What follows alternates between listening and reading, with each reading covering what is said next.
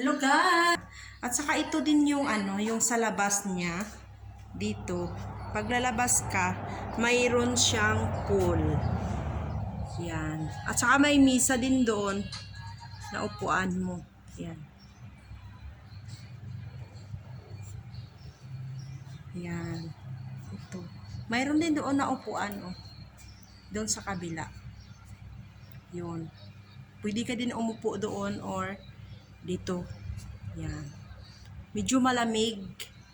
At saka may pool. Kaso lang hindi natin yan magagamit kasi nga malamig dito ngayon. When room. Yan. Medyo makalat. Pasensya na po. Yan. Kasi maaga pa. At saka ito din yung isang kwarto. Yan.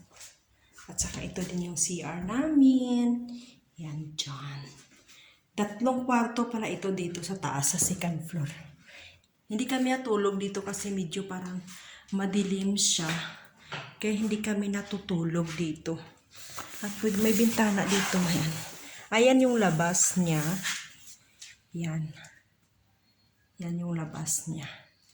Tapos, ito sa taas to, may cabinet din. May pero tapos, ito yung pababa na. Yan. Yan yung pababa. Ito na yung pababa. Kasi nasa second floor ako. Yan. Ito. Ito na yung sa ilalim, yung sala. Yan yung kasama ko din. Ito yung nasa sala nila. Yan siya. Hi. Yan. Yan si Lynn. At saka may isang kwarto din siya. Diyan. Ito. Yan. Kwarto yan dyan. Yan. Kwarto. Ito yung entrance. CR din yan. Ito yung entrance niya.